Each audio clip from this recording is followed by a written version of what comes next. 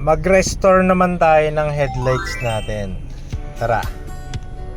Okay, so guys, for today's video, so ang gagawin natin is meron tayong nabiling ganito, pang restore ng headlight. So what we'll do is itong headlight natin medyo madilaw, so i-restore natin siya or papuputiin natin siya at least para magmukhang presentable. So ito, nabili ko to sa online shops like Lazada, Shopee. Tapos meron na siyang mga kasamang mga materials like ito, sandpaper, tapos ito yung lalagyan na nung ano niya, yung ito yung component na ginagamit.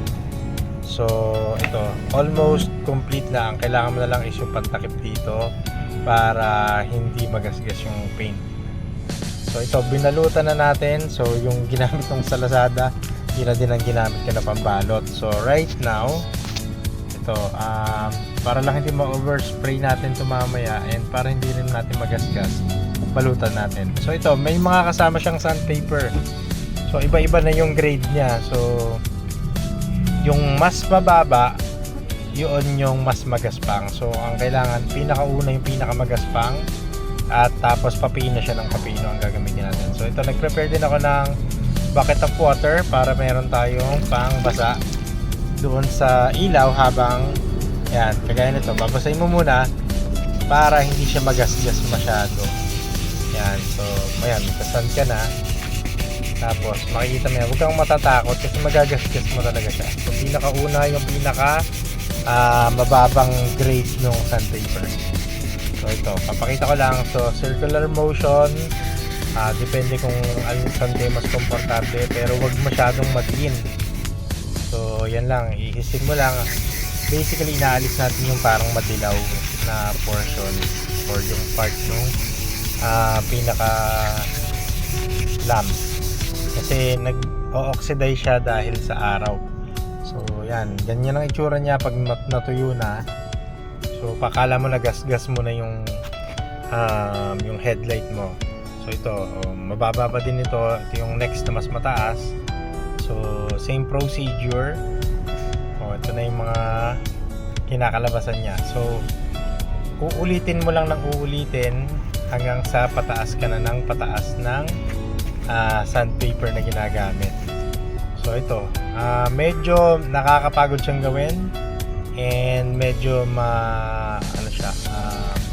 tedious, pero as you go along makikita mo yung difference. So hanggang sa maubos mo yung sandpaper mo ay pakinis na siya ng pakinis. So right now, ito na yung solution. Ito yung gagawin natin. So meron siyang saksakan papunta dun sa yung car charger, and then car charger, yung pinaka cigarette port, dun mo siya sasaksak. So tapos itong solution na to, yan yung kulay blue, ilalagay mo siya sa parang mug. Yan o, ilalagay mo sa parang mug, and then wag mo siya palang hahawakan kasi parang parang masakit sa balat. Parang malamig siya pag nahawakan mo. So ito, tapos kakabit mo yung parang sa teapot. Actually medyo baliktad pa nga yung pagkakabit ko, pero okay na rin yan, ganoon din naman siya. So yun, tapos isasaksak mo ngayon ito dun sa sa cigarette socket. Yan, tignan mo.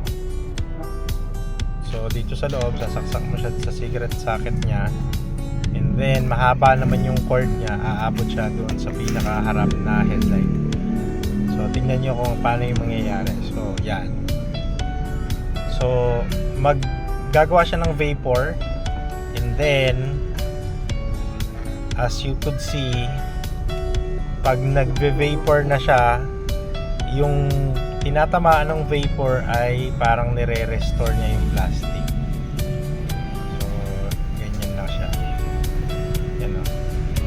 So medyo matagal lang siyang gawin, pero you could take your time in restoring yung plastic nung inyong mga headlight. Yan.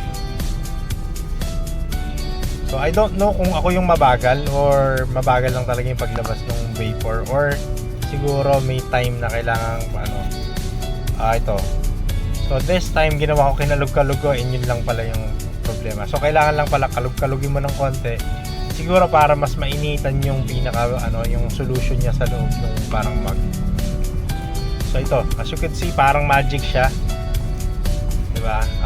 So whenever you point yung yung pinaka-bibig nung parang mug na yan is na lumilinaw yung salamin. So yun lang. So tapusin lang natin to. And later papakita ko sa inyo kung paano yung magiging finish. Yan. So almost done na rin naman. Yan, oh. Galing, diba? Ako nung unang testing natin kanina parang medyo nagulat nga ako kasi parang ay galing naman kasi parang may na magic. So ito na. So kitang-kita nyo yung difference, night and day yung difference kapag na-restore nyo na siya. Makita mo talaga malaki yung ililinaw nung headlight ninyo. By the way, parang ano lang to eh. Parang wala pang 300 or 350 yata yung solution. So if naninilaw na, yun, better na rin. Now to cover, ito ano lang, optional lang guys. Ako kasi parang gusto ko ma-maintain siya ng matagal. So ginawa ko, bumili na rin ako ng clear na spray paint. So that way mas magtatagal yung ni-restore ko na na headlight. Yung iba ang ginagawa is yung film, merong nabibili na film. Pwedeng ganon, ako parang gusto ko is ito na lang, spray paint. So mas mako-cover ko siya. So lahat ng mga parts nung pati yung mga sulok-sulok is mako-cover ng spray paint. So right now, ito na siya. So ginawa ko is 3 coatings. So yung una medyo mahina lang, papasadahan ko lang ng isa, yan, ganyan, light na light lang. Tapos papatuyuin, then mga after 15 minutes pasada ulit, yan, ganyan. Hanggang sa matatapos ko rin yung lahat ng headlight ko is ma-cover ko na.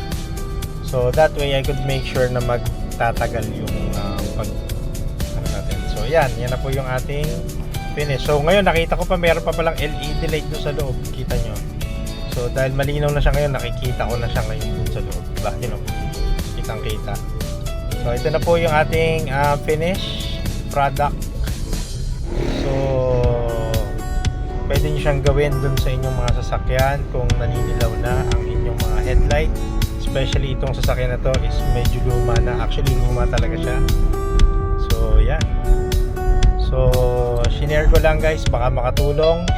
If you love this video, leave a like, share, comment, and yun nga po, sana nakatulong to and nagkaroon kayo ng idea paano mag-restore ng headlight. Thanks for watching DIY. Ayos!